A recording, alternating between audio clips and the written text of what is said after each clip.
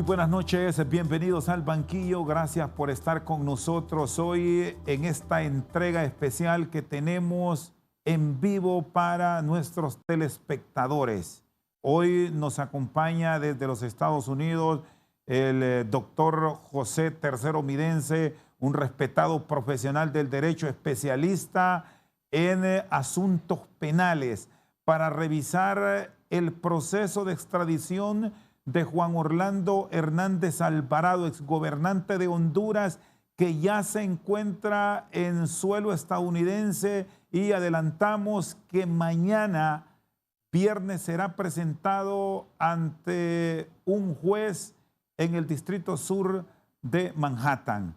Antes de conversar con el doctor Tercero Midense, queremos en esta primera parte escuchar lo que más temprano han hablado Merrick Garland, fiscal general del Departamento de Justicia de los Estados Unidos, Damian Williams, fiscal federal para el Distrito Sur de Nueva York. Asimismo, les presentamos en este compacto la declaración de Annie Milgram, administradora del Departamento Antidrogas de los Estados Unidos, conocido en nuestro país como DEA. Esto es lo que expresaban sobre el juicio que ya oficialmente inicia mañana para el expresidente Hernández. Incluso del líder del cartel de Sinaloa, conocido como El Chapo. A cambio, los traficantes en Honduras se les permitió operar con impunidad. Decimos que Hernández corrompió a instituciones legítimas del país, incluso partes de la Policía Nacional, los militares y el Congreso Nacional. Y también alegamos que Hernández trabajó con otros funcionarios públicos también para enviar cargas de cocaína a los Estados Unidos, incluyendo a su hermano, Tony Hernández, un antiguo congresista de Honduras que fue imputado a una sentencia de prisión de por vida. Por esos delitos, las comunidades de Estados Unidos sufrieron y el pueblo hondureño también. Como van a escuchar pronto en detalle desde el abogado fiscal del Distrito Sur de Nueva York, estos cargos han sido un resultado de años de investigación y también la infiltración en el gobierno de Honduras. Hasta el momento, esta investigación nos ha llevado a ya inculpar y sentenciar a varias personas responsables de la importación de más de 500,000 kilogramos de cocaína a Estados Unidos, también como docenas de asesinatos. El tráfico de drogas impulsa los delitos, la violencia y destroza a las comunidades, afecta a las familias. Así que el Departamento de Justicia quiere disrumpir ese ecosistema que tanto daña al pueblo estadounidense. No importa cuán lejos estén o a dónde tengamos que llegar. Como el administrador de la DEA va a explicar, estos cargos son y pandillas traficantes de drogas más delictivas. Estamos protegiendo a nuestras comunidades y a nuestro país de delitos violentos y también del flagelo de las drogas. Vamos a trabajar para apoyar a las comunidades que han tenido más impacto por el abuso de las drogas y la drogadicción. Vamos a trabajar con nuestros socios para que los traficantes de drogas sean responsables de sus delitos, y vamos a enfrentarnos a la conducta criminal en cualquier parte que socave la seguridad de los estadounidenses. Ahora le voy a dar la palabra a Damian Williams, el fiscal general de Estados Unidos. Ministro. Gracias, señor. Los cargos que anunciamos el día de hoy esperan que Juan Orlando Hernández sea responsable por años de corrupción, años de violencia y años también de tráfico de drogas. Decimos que durante más de una década Hernández abusó su cargo como presidente de Honduras y en el gobierno general para asociarse y tomar sobornos de millonarios de los mayores traficantes de droga del mundo. Y utilizó ese dinero para enriquecerse, dar los fondos a su campaña política y cometer fraude en la votación. Hernández y sus conspiradores importó 500,000 That's 500 tons of cocaine. 500 toneladas de cocaína, 500,000 kilos. On our streets. Afectando todo nuestro país y en nuestras calles. Y como mencionamos en ese documento acusatorio, es lo que él quería hacer. Cuando se reunía con sus conspiradores, él dijo que sí, y le cito lo que él dijo: quería llevarle a todas esas drogas y metérselas por las narices a los gringos. Y cito lo que dijo, y esta es nuestra respuesta a ellos. Esta es la culminación de un trabajo extraordinario de la DEA y de mi oficina. Voy a hablar un poco más acerca de los cargos en este momento. Como se supone que dice en el documento acusatorio, miembros de su organización transportaron aproximadamente 500,000 kilogramos de cocaína a Estados Unidos, y esa organización protegió a su distribución de cocaína en su red de distribución con violencia, con asesinatos y con armas. Y también decimos que hubo otro componente esencial para proteger esta operación: la corrupción flagrante que se veía en ese momento. También decimos que el demandado, en este momento el acusado, tomó dinero, millones de dólares de esas personas. Decimos que en el 2013 aceptó $1 millón del Chapo directamente, que era el líder del cártel de Sinaloa, a cambio de proteger las rutas de tráfico de drogas del cártel en Honduras. Después Hernández dirigió a los co-conspiradores que fueran a diferentes partes de Honduras para sobornar a oficiales y funcionarios para que él pudiera también ser presidente. 4 años más tarde, cuando estaba postulándose para la reelección, fue de nuevo tomando sobornos de los traficantes de drogas y comprando los votos. En intercambio por ese soborno, él facilitó la importación de grandes cantidades de cocaína a los Estados Unidos. Según la cita de los cargos, también las otras personas que son partes de esta conspiración estaban protegidos de arresto y tenían acceso a información de los agentes del orden público para que no los detectaran, y por lo tanto sus cargamentos de drogas estaban protegidos de esa manera, y a su vez llevaban ametralladoras. Por lo tanto, esto creó un gran costo a Honduras. Honduras se convirtió en el país más violento del mundo durante la presidencia del acusado. Mientras Hernández amasaba influencia y dinero, las personas de Honduras, su pueblo, vivía en violencia y con estos problemas. Esto ha sido un trabajo de muchos años y tanto de mi oficina como de la DEA, analizando todas estas conspiraciones. En 2019 nosotros declaramos culpable a Tony Hernández, y él está pagando con una sentencia de por vida. Giovanni Fuentes también fue acusado, otro miembro de esta misma conspiración, y él fue sentenciado también a una sentencia de por vida por sus delitos. Ahora le toca al acusado enfrentar a la justicia. Le quiero dar las gracias a la fiscal general por habernos ayudado a todos nosotros en todo el país para lograr esto. Le quiero también darle las gracias al liderazgo de la DEA. Gracias, fiscal general Garland y el abogado Williams. Este caso tiene que mandarle un mensaje muy claro a cualquier líder que de manera corrupta abusa del poder para apoyar a los carteles de la droga. Si ustedes toman dinero de la droga para ser elegido presidente, si aceptan esos sobornos y si trafican con drogas mortales y protegen a los carteles criminales, si también entonces le da el poder del Estado, se convierte en una maquinaria violenta de tráfico de drogas, y si permite que la violencia florezca en manos de los carteles, la DEA no parará para que usted rinda cuentas por sus delitos. Si ustedes piensan que se pueden esconder detrás del poder de su cargo, se equivocan. Estados Unidos está a punto de lograr una epidemia de sobredosis por drogas. Cada 5 minutos un estadounidense muere por sobredosis de drogas. La mayoría de las drogas que están matando a los estadounidenses no las cultivamos aquí, vienen de fuera. Esta epidemia la impulsan carteles internacionales que se benefician de las ventas de drogas mortales en las comunidades estadounidenses.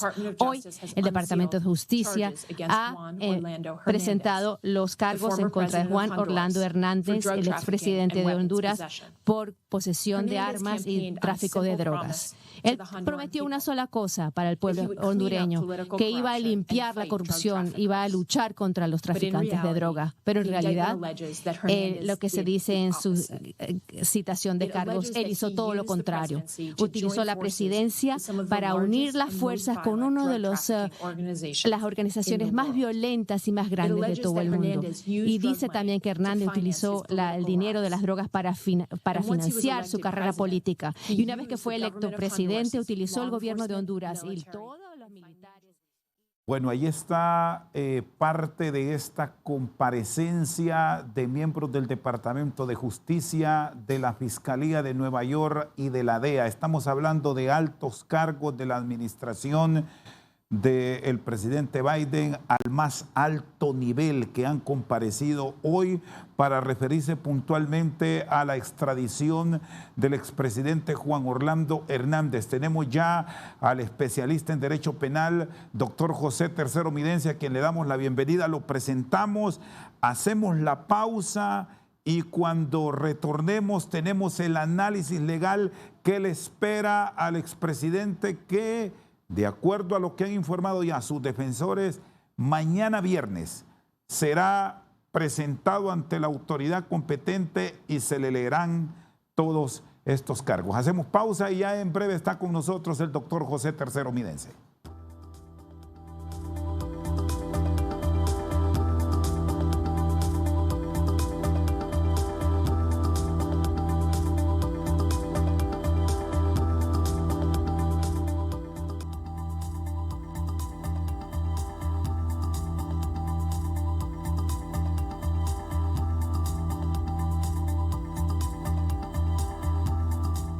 Seguimos al banquillo ahora ya para tener la participación del doctor José Tercero Midense, después de haber escuchado a estos altos funcionarios que tienen que ver con la aplicación de justicia en los Estados Unidos. No es común una comparecencia a este nivel, doctor Tercero Midense, qué gusto que nos acompañe y su análisis de lo que ha ocurrido este día muy cargado de noticias relacionados entre Honduras y Estados Unidos. Feliz noche, doctor.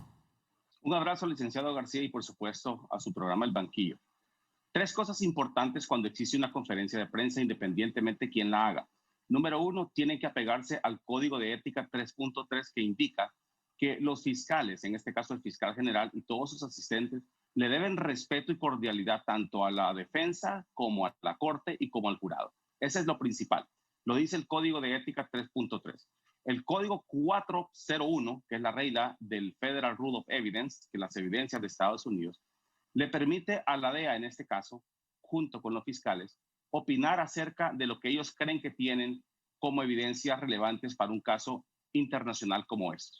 Por lo tanto, si ellos respetan la regla 3.3, que es el respeto tanto a la fiscalía, a los abogados, como al juez y la corte y a la comunidad, y también respetan la regla 401 de la regla federal de evidencias de Estados Unidos, donde indica que todas las evidencias podrán ser relevantes siempre y cuando sean presentadas y admitidas en juicio.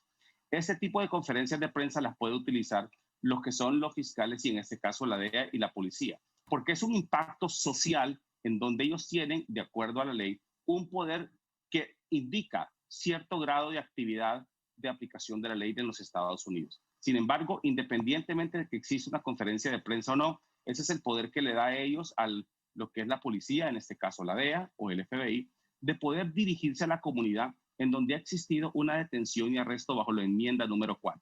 Por lo tanto, si estas conferencias de prensa y los documentos que tienen ellos están bajo la regla 3.3 del Código de Ética Profesional de Abogados de Estados Unidos y número 2 bajo la regla 401 del Código de Evidencias de Estados Unidos, entonces la conferencia de prensa puede existir independientemente de lo que ellos digan.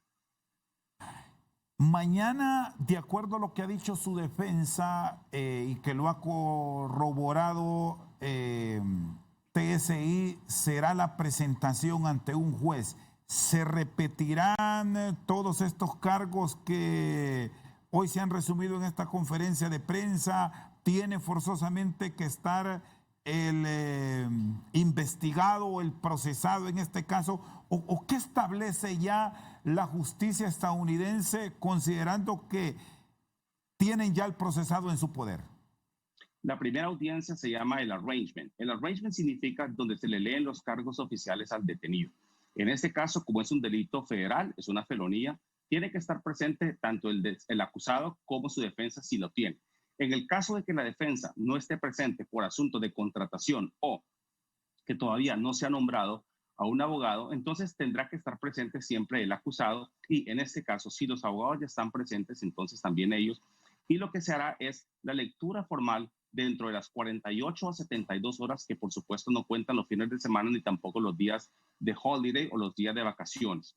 Entonces, la Fiscalía durante los 48 horas a 72 horas tendrá que presentar los cargos formales donde tiene que estar presente la persona que está acusada o el inocente, porque inocente hasta que se pruebe lo contrario, la defensa y el juez, que hará el monitoreo oficial de qué. De dos cosas importantes, licenciado García. Número uno, las instrucciones con las cuales se va a jugar el partido legal dentro de esa corte. Y número dos, mirar qué tanto la Fiscalía se enmarque en el procedimiento federal dentro de esa corte y que el detenido tenga, por supuesto, su defensa, sus derechos, como lo dice la quinta enmienda y la sexta enmienda de Estados Unidos.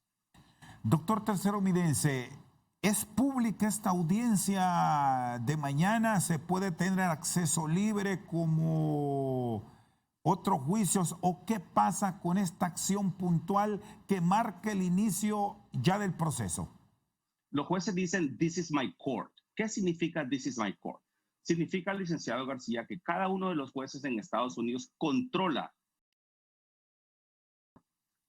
por ejemplo, quiénes ingresan, cuántas personas ingresan, si será público o será privado, si el juez familiares ingresar o si permitirá a la prensa ingresar. Eso es elementos importantes. Única y exclusivamente los puede hacer el juez. Por ejemplo, cuando nosotros vamos a las cortes de Dallas, el juez maneja y coordina todo lo que pasa dentro de su corte. Pertenece a él y él decide quién está en la corte y quién no estará presente. En casos de esta magnitud, es posible que el juez tenga la plena seguridad de que exista límite de visitantes en la corte. ¿Para qué? Porque el impacto social de un tráfico de drogas en la comunidad norteamericana puede incidir de acuerdo al balance de la justicia norteamericana, donde se dice el outrage balance of the justice o el prejudice, que se llama en inglés, o sea, el prejuicio en contra del acusado simplemente porque esté presente. Entonces el juez es el encargado de ordenar su corte. Única y exclusivamente él puede decidir quiénes entran, quiénes estarán presentes, por supuesto las partes, la defensa, el fiscal y el detenido y sus miembros de la corte. Sin embargo, si es público, el juez lo hará público y permitirá el ingreso de mucha gente. Si él cree que no se puede controlar el ingreso de tanta gente porque es un juicio bastante complicado y bastante atractivo, entonces el juez decidirá quién entra y quién se puede quedar. Estamos ante un juicio de una alta connotación a nivel mediático en los mismos términos que se produjo el juicio contra Joaquín Guzmán Loera, donde había que hacer largas y largas filas para quienes deseaban asistir y presenciar el desarrollo del mismo, doctor. Recuerde que el impacto social lo hace la ley de Estados Unidos, que son la policía, el FBI y la DEA. Ellos hacen el impacto social en donde existe una mediación de impacto hacia la comunidad, que ha sido capturado una persona que posiblemente o no, porque hay un 50% en el balance de la inocencia y acusación, que existe una posibilidad de que esta persona estaba contaminando el país de los Estados Unidos, como lo dijo la dirigente de la DEA. Pero esa es parte de la actividad de la policía de Estados Unidos. Ahora, ¿qué no es parte de la policía de Estados Unidos? No es parte poder decidir en esa mediación o en esa conferencia de prensa que existe una acusación oficial directa y que las evidencias son completamente relevantes. Por lo tanto, en la consulta que usted hacía, es importante enmarcarse en dos cosas. Primero, que si las evidencias son relevantes. Segundo, que si el juez va a permitir las evidencias. Y tercero, en lo que es el ingreso, porque el impacto es bastante fuerte, entonces puede existir un desbalance en la justicia contra el defendido. Y eso es las instrucciones que el juez tiene que dar cuando se presenta en una corte y hay un impacto como este. Sin embargo, la pregunta se puede resumir de la siguiente manera.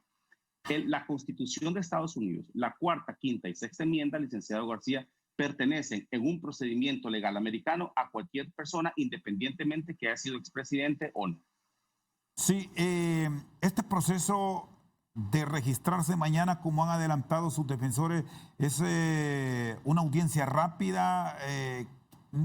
Normalmente, ¿cuánto duran? Si revisamos los antecedentes y el escrito que tiene el Departamento de Justicia, que por cierto ya ha revelado que fue entregado a la autoridad competente el mismo día que la actual presidenta de Honduras, doña Xiomara Castro Sarmiento, tomó posesión. En ese momento se solicitó ya el proceso y la extradición, por supuesto.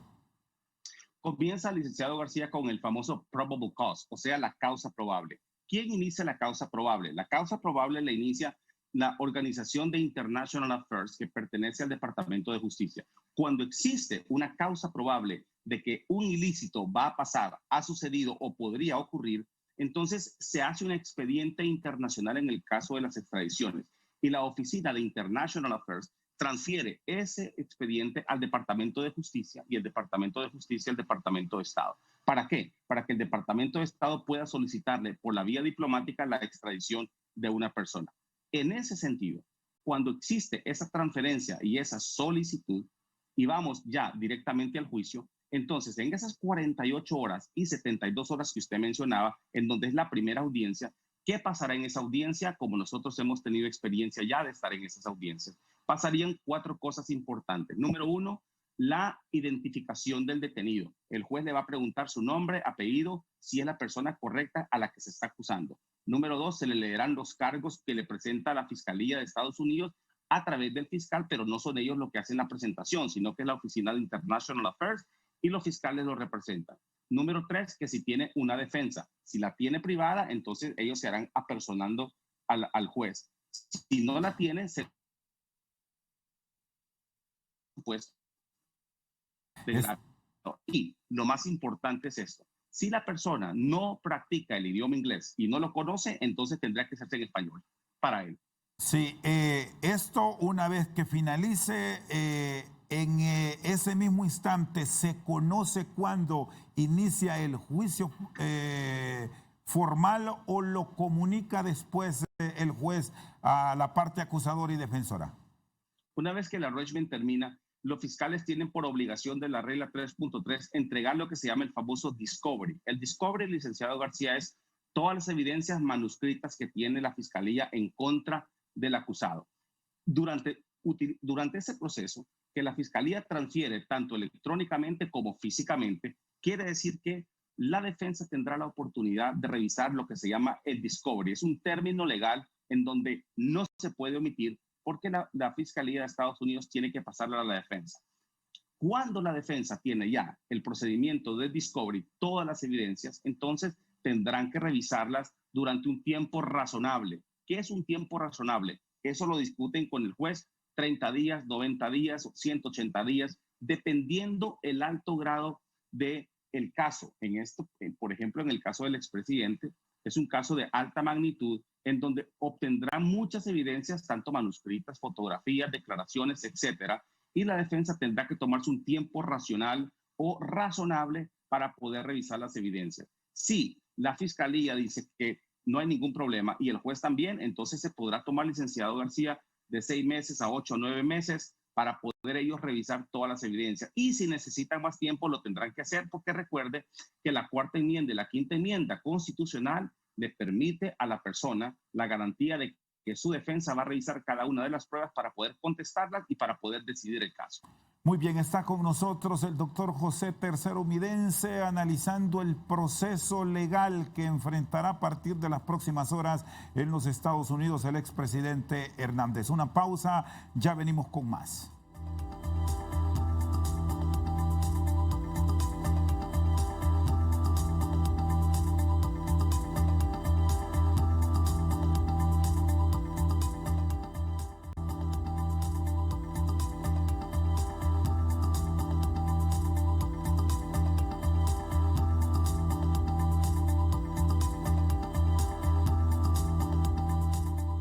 Seguimos esta noche al banquillo, está con nosotros el doctor José Tercero Midense, experto en Derecho Penal en Estados Unidos. Con estos elementos que hoy ya en voz de altos funcionarios del Departamento de Justicia, fiscales y miembros de la DEA hemos conocido, estamos ante una acusación que va a ser muy compleja su defensa. ¿Qué le dice su experiencia, doctor? En el caso de Illinois, el estado de Illinois versus Gates, indica un aspecto importantísimo en la resolución de la Corte Suprema de los Estados Unidos, en donde se introduce lo que es el famoso tip informant. ¿Qué significa el tip informant? Significa, licenciado García, que en la decisión de la Corte Suprema Illinois versus Gates, una persona dijo que había visto a una persona haciendo una actividad ilegal, o sea, traficando drogas. Entonces, ¿cuáles son los 3 elementos especiales que definimos el día de hoy en su programa para saber si ese tip informant o el informante, como se le llama en español, tiene los elementos de regulación y que pueda ser admitida la evidencia en el caso de evidencia testimonial o evidencia física? Número 1, la colaboración del testigo. ¿Quién es el testigo? ¿Quién es el que habla? ¿Cuál relación tiene con la persona a la cual está acusando? Número 2, la base sólida de la credibilidad del testigo. Y número 3, la corroboración, que en inglés se llama corroboration, entre lo que dice la persona, que es el tip informant, y lo que se presenta frente a la fiscalía. Entonces, esos 3 elementos importantes, no solamente es que la persona diga que vio o que sintió o que tuvo conocimiento de algo, sino que esos 3 elementos los tiene que corroborar y tiene que, por supuesto, presentarlos y que sean verídicos frente a lo que es el jurado o frente al juez. En este caso, lo que dijo la DEA es importante de 2 maneras. Una, porque ellos son la agencia que hace el enforzamiento de las leyes. Y número 2, el impacto sobre la comunidad. Sin embargo, la regla 401 federal de Estados Unidos del caso de evidencias tiene que no solamente tener a la información, sino que esa información tiene que ser verídica. Y si esa información es verídica, tiene que ser presentada ante la Corte. Y si es presentada, licenciado García, ante la Corte, tiene que ser admitida. Entonces, son 4 pasos importantes. En Honduras no tenemos ese tipo de procedimientos. Tenemos la fotografía, la información, y con eso nosotros vamos a un juicio. En Estados Unidos no importa que tenga los informantes, no importa que tenga fotografías, no importa que tenga declaraciones. Todo eso tiene que ser, 1, admitido en juicio, 2, admitido como prueba, y número 3, la oposición, que es la defensa, también puede solicitarle al juez que esas evidencias han sido recolectadas a través de lo que se llama en inglés the fruit of the poisonous tree, o sea, de un arresto ilegal, de una detención ilegal, que la causa probable que llevó al arresto de esta persona es ilegal. Entonces, todas esas evidencias, licenciado García, independientemente que sean información o fotografías, se eliminan del juicio. Repito una vez más, las evidencias que se presentan no solamente tienen que ser presentadas, sino que tienen que ser admitidas en juicio, válidas y que la defensa no se oponga a ellas. El hecho de estar procesando un ex gobernante, este es un agravante que va a jugar en contra de la defensa, sobre todo por ese elemento que planteaba en la conferencia de hoy, que se valió del poder, del conocimiento pleno, de la operatividad plena de país para el traslado de esta droga a los Estados Unidos, según esta versión que hoy conocimos de la administradora de la DEA y del fiscal de Nueva York, doctor Midense? En la Facultad de Derecho de la Universidad de Texas A&M nos enseñan a nosotros y nos entrenan a discutir las 2 maneras. 1, de parte de la fiscalía y la acusación, y 2, de la defensa. En un minuto le voy a preguntar y le voy a decir cómo funciona el término de la fiscalía. Todas esas evidencias y las comparecencias de lo que ha sido un arresto y detención de un expresidente a través de la 4ª enmienda tienen un impacto social comunitario, en donde, si usted miró la conferencia de prensa que nosotros le hemos visto ya durante más de 20 años acá, que dicen siempre lo mismo, ellos tienen un asunto de impacto comunitario, que es la DEA. El impacto comunitario es salvaguardar el territorio norteamericano y la vida de los estadounidenses, porque la droga ingresa hacia los Estados Unidos y entonces por eso permite el acceso a que muchas personas la tengan y existan muchos fallecidos por utilizar la droga. Eso es el impacto de lo que es la DEA, el FBI y lo que es la policía. En la participación de los fiscales es única y exclusivamente corroborar que esas evidencias han sido obtenidas de parte de algunas personas que supuestamente vieron, supuestamente participaron. Y número 2, en la parte de la defensa, todas esas evidencias tienen que admitir, tiene que ver lo que se llama, en la regla 401, que voy a mencionar toda la noche el día de hoy, es la admisibilidad de las evidencias relevantes en el juicio. Por lo tanto, el impacto de la presentación de la conferencia de prensa es un impacto de la policía, no hay problema, pueden decir lo que quieran. La presentación del fiscal, él también, por supuesto, representa a Estados Unidos y está complacido de que existió una detención y arresto de una persona de este calibre. Sin embargo, en el procedimiento legal, en el procedimiento constitucional, también existe la defensa. Lo que sucede es que la defensa tendrá que ser, no en este caso, sino que cualquier similar, tener mucho cuidado porque si existe en el Distrito Sur de Nueva York la escogencia del jurado que ha escuchado este tipo de testimonios y comparecencias, el juez deberá y puede hacerlo, licenciado García, eliminar a los jurados, que lo podemos hablar más adelante, porque el jurado ya está, como decimos nosotros en inglés, the mind is poisoned, o sea que la mente ya está envenenada, así se llama el término jurídico en Estados Unidos. Entonces el impacto es que solo porque la persona es un expresidente y que ha habido tráfico de drogas según lo que dicen ellos, entonces debe ser automáticamente culpable y el jurado va a decidir que ese impacto de la conferencia de prensa es un impacto en contra de Estados Unidos y entonces puede existir un desbalance. Con el antecedente ya conocido, todo apunta que se va a declarar no culpable.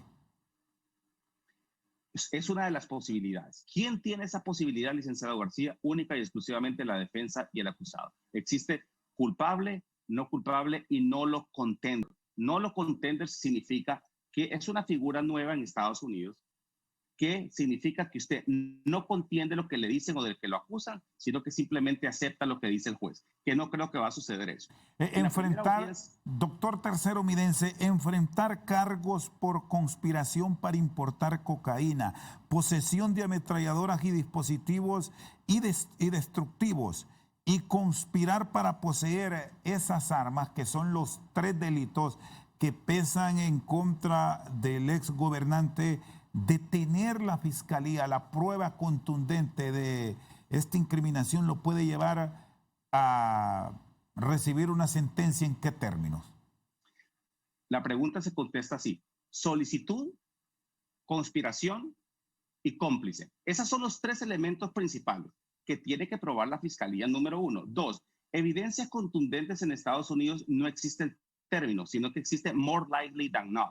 ¿Qué significa eso? Que, como le digo una vez más, las evidencias tienen que ser no solamente presentadas y autenticadas, sino que tienen que ser autorizadas y admitidas en juicio.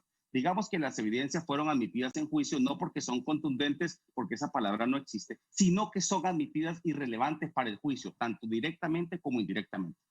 Una vez que existe la declaración de culpabilidad en la pregunta que usted hace, por supuesto viene la sentencia, y la sentencia en el caso de conspiración, en el caso de tráfico de drogas a Estados Unidos y en el caso de utilización de armamentos, pueden ser de 3 maneras: acumulativas, concurrentes o el famoso nombre en inglés que se llama el stacking. ¿Qué significa el stacking? Que le ponen una sobre otro hasta que la corte diga, ok, van a ser 90, 100, 200, 300 años. En la parte acumulativa, el juez va a decir, ok, estas son la acumulación de delitos que se cometió y esta es la acumulación de años. Y en el caso concurrente, va a decir, por el delito de conspiración, 90 años. Por el delito de tráfico de drogas, 100 años. Por el delito de utilizar las armas, 80 años. Entonces, ¿qué tipo de sentencia lo hace? Eso lo hace el juez. Ahí sí tiene la potestad del juez de hacerlo, no de culpar a la persona, porque eso va a ser a través de un jurado. Pero en el caso que si la persona se declara culpable, es una cosa porque podrían hacer lo que se llama el plea bargain. Pero si el jurado declara la culpabilidad, entonces estamos hablando de penas de por vida. Doctor Tercero Omidense, ya los testigos y la documentación a esta altura la Fiscalía las tiene claras y las tiene listas, pero en el marco de las deliberaciones que podrían darse, si este juicio se alarga, pueden llegar otros testigos que no figuraban en el proceso, incluso de ciudadanos que están actualmente en Honduras. ¿Es eso posible? La pregunta se contesta de la siguiente manera: tanto la defensa como la fiscalía pueden introducir nuevos testigos. 1, 2. ¿Quién permite la introducción de los testigos? Lo permite tanto la fiscalía como la defensa, dependiendo la oposición que tengan. Y número 3, el juez tiene que ordenar que si este testigo es relevante, entonces puede ingresar a lo que es a la parte de la acusación o a la parte de la defensa. La respuesta es sí, puede existir mucho más personas que sean de Honduras, de otros países y que puedan probar no solamente que hubo una actividad ilícita, pero también pueden probar que la persona nunca estuvo en esa actividad ilícita. Recuerde usted que la conspiración, si usted puede ver, durante casi más de 80 años Estados Unidos siempre hace los cargos de conspiración, porque la conspiración es una de las elementos y las figuras en Estados Unidos más difícil de probar. ¿Por qué? Tiene que probar dos elementos. Uno, que dos personas están intentando acordar algo y aparte de intentar acordar algo, que se acuerde algo. O sea que son dos partes. ¿Y cómo hace entonces la defensa para decir que no, que una persona no acordó en el caso de la conspiración? Por eso es que la gente tiene, digamos, es un impacto periodístico social de conspirar. Sí, eso es lo que dice la DEA, porque a ellos les sale fácil decir que conspiró. Sin embargo, de parte de la defensa hay que probar que nunca esta persona tuvo, ni tan siquiera estuvo de acuerdo de conspirar un delito como estos. Muy bien, está con nosotros el doctor José Tercero Videncia. Hacemos una pausa, ya venimos con más desde Al Banquillo.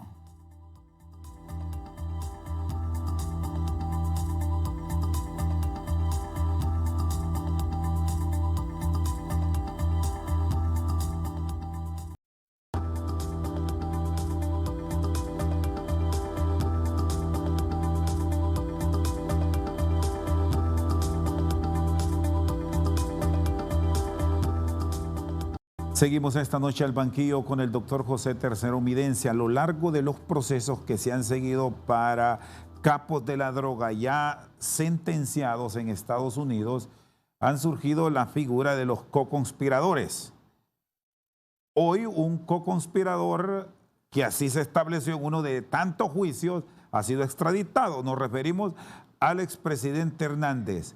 Ahora que él enfrenta cargos por narcotráfico y tenencia y posesión de armas destructivas, ¿qué pasa con esos otros coconspiradores que en juicios anteriores los escuchamos? No tenemos certeza de quién se trata, pero ahí están mencionados. ¿Qué sucede en el juicio que inicia para Hernández ahora, doctor Tercero Videncia? Dos preguntas que se dividen de la siguiente manera. Si la participación de las personas anteriores, los testigos, es relevante en la prueba de la 401, entonces existirá la admisibilidad del testimonio de los que han participado antes, porque la figura de la Fiscalía y de la DEA es la coconspiración, y la coconspiración se necesita dos o más personas. En el caso de que sean más personas, es un impacto legal favorable a la Fiscalía, en donde va a decir que existen 3, 4, 5, 6 personas que estuvieron de acuerdo que esta persona que está acusada en este momento colaboró, conspiró, acordó e intentaron transferir droga a los Estados Unidos. Entonces, entre más mejor. Esa es una de las figuras claves para la Fiscalía. Entre más personas presentes, testigos, ya sea que han estado penando sentencia por ahora o nuevos testigos, entonces mucho mejor para la Fiscalía. Sin embargo, a la parte de la defensa, al otro lado, la defensa tiene que desestimar la participación de esos testigos, independientemente de que la Fiscalía los quiera introducir, que sean admisibles el testimonio, porque el testimonio tiene que ser admisible, no solamente presentarse. Entonces ya puede ver usted, licenciado García, el juego y el balance de la justicia. Unos, entre más testigos proponen y que ese testimonio sea admitido y que esa admisión del testimonio cumpla con la regla 401, entonces mucho mejor para la Fiscalía. Y del lado de la defensa tiene que desestimar a cada una de las personas que se presentan porque el testimonio es irrelevante y es perjudicial contra su defendido. Es decir, doctor Tercero Videncia, que muchos coconspiradores que no están allá, que estén aquí, corren casi esta misma suerte. ¿Serán extraditados? Puede ser que la pregunta es desde el punto de vista si existe una correlación de información y de actividad conjunta entre la coconspiración. Por ejemplo, si la persona acusada indica que existen 2 o 3 o 4 personas más y que existe causa probable para que esa coconspiración sea relevante en el caso, entonces la DEA podrá tener lo que se llama the probable cause, que es una medida de acción para poder tener una orden de arresto contra una persona que se encuentra fuera del país. Acuérdense que las órdenes de arresto de Estados Unidos tienen que tener causa probable. Si no tienen causa probable, tiene que ser en el evento, o sea, lo que se llama en inglés el exigent o la emergency. En este caso, para la defensa de la persona que se encuentra en Estados Unidos, la DEA y la policía nunca vieron la actividad directa de la persona. O sea que no hay ninguna emergencia en el caso de que lo arrestaron haciendo alguna actividad ilícita. Uno. Y número dos, si existe causa probable, tienen que tener lo que se llama la orden de arresto. Si existe en Honduras, con la pregunta que usted hace, personas que conozcan, entre comillas, que crean y que tengan conocimiento de que existió una acción ilegal en contra de los Estados Unidos y que pueden ser conspiradores o co-conspiradores, entonces la fiscalía puede hacer la transferencia de ellos y presentarlos en el juicio. Sin embargo, la defensa también los puede desestimar. Doctor Tercero Minencio, hoy es la primera noche, ya es tarde de la ciudad de Nueva York, donde pasará por los próximos días, meses, años, a lo mejor el expresidente Hernández. ¿Hoy dónde va? Ya ahora que se encuentra en el sitio donde se le solicitó. Y agrego aquí, para dejarlo que me desarrolle la idea, donde esté, ¿qué podrá tener y qué no? Primero tendrá que tener la enmienda número 8, que es la petición de fianza frente al juez. Y la petición de fianza se divide de dos maneras. Uno, solicitar la fianza. Y número dos, que la fianza sea aceptada y que la fianza no sea excesiva. ¿Qué significa excesiva? En Honduras existen números directos de definiciones en lo que es la cantidad. En Estados Unidos, la regla número 8 constitucional de la enmienda indica que es un exceso de pago de la fianza.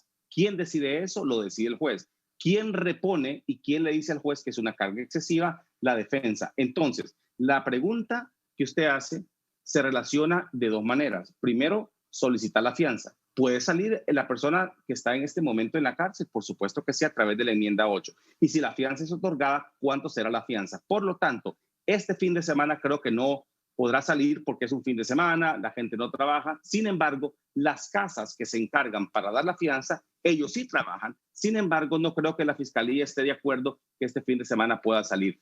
Si el próximo lunes o martes se acepta la fianza, la persona puede salir.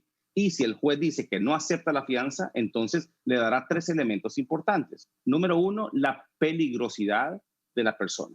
Número 2, dónde va a ir la relación con el país, la relación con la ciudad, la relación con los familiares. Y si el oficial de probación, que en este caso entra en juego, será el encargado de decirle al señor juez a través de un reporte que esta persona no es peligrosa o que sí es y que se le puede dar la fianza y que puede salir. Si a la persona se le deniega la fianza al licenciado, entonces estará ahí por el transcurso del juicio hasta que dure 1, 2, 3, 4 años o meses. En cuanto al sitio donde él estará dure este juicio, si queda bajo arresto por orden del juez, ¿qué le permiten tener? Se habla que es un centro de detención en Brooklyn. 2 elementos importantes. Cuando nosotros asistimos a las cárceles de Dallas, existe 2 tipos de cárceles. Una que puede estar acompañada y número 2, en donde permanece solo. Mucho cuidado cuando permanece con una persona, con otra, porque puede ser un informante de la policía que le pueda estar sacando información y que se vista de reo. Eso es importante saberlo. Yo creo que la defensa lo tiene que saber eso. Y 2, ¿qué se le permite a él? 1, su desayuno temprano creo que es a las 6 de la mañana, su almuerzo creo que es entre las 11 de la mañana y a las 4 de la tarde es la cena. Visitas tiene que pedir permiso al sheriff, o sea, al marshal que está en la cárcel. Es el que solicita y que le dé el permiso para que los familiares puedan ingresar. En este caso, no sé si lo harán. Los abogados pueden ingresar a cualquier hora, no hay ningún problema. Y, por supuesto, tendrá sus visitas médicas si se siente mal, tendrá su derecho a caminar, digamos, 1 hora al día, porque son causas de mínima seguridad mientras el proceso se está cumpliendo. Porque recuerde usted que la acusación es por conspiración, pero eso no indica que la persona es culpable, sino que es inocente. Por lo tanto, la cárcel y el espacio físico donde se encuentran es de menor seguridad. Cuando se define quiénes lo pueden visitar, se gira una lista, se le puede permitir comunicaciones vía teléfono extra. ¿Cómo opera este sistema jurídico en Estados Unidos para acusados por narcotráfico y por tenencia de armas de destrucción? El ejemplo viene de la siguiente manera. Nosotros nos comunicamos con Dandeny Muñoz Mosquera, uno de los gatilleros más altos de Pablo Escobar Gaviria, en el caso de 1989 del avión de Avianca, que se encontraba en la cárcel de máxima seguridad de ADX en Florence, Colorado.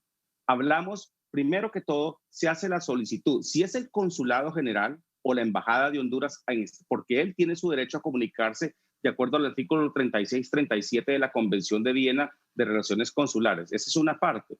Pero la comunicación del detenido la podrá hacer en cualquier momento, siempre y cuando cumpla con los requisitos del buró interno de los abogados, porque cada cárcel tiene sus abogados. Entonces, si él quiere escribir una nota, por supuesto, manuscrita, tiene que hacerlo, presentárselo a los abogados dentro de la cárcel, que los abogados revisen que no existe ninguna codificación o que la carta no violenta las normas internas. Y dos, si existe una conversación por teléfono, también hay que tener mucho cuidado porque todas las conversaciones son grabadas. Repito una vez más, si la persona quiere enviar una nota dentro de la cárcel, va a ser revisada por el departamento interno de la cárcel, por los abogados de la cárcel y tiene que ser autorizada. Y si hay una carta que ingresa al centro de detenciones donde se encuentra la persona, entonces el grupo de abogados del Bureau of Prison, o sea, de la prisión, revisará la carta si no existe ninguna anomalía en la nota o si existe un indicio racional de alguna actividad ilícita que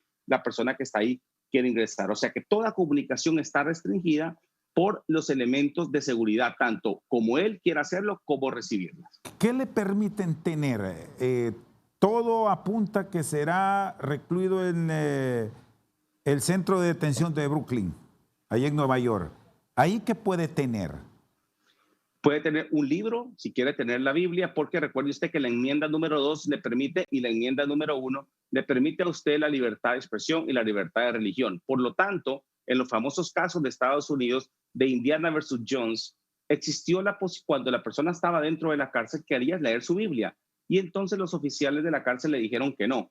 Y él presentó una demanda en contra del Departamento de Justicia de esa localidad y le permitieron tener su Biblia. Por lo tanto, después de ese evento, licenciado García, las personas pueden tener su libro de religión. 2, el libro que no es de religión, o sea, la Biblia, el Corán, etcétera, tendrá que ser autorizado siempre por los supervisores de probación y los abogados. Entonces, puede tener sus libros siempre y cuando sean aprobados. La Biblia lo puede tener porque es parte de la enmienda número 1 y 2 de Estados Unidos.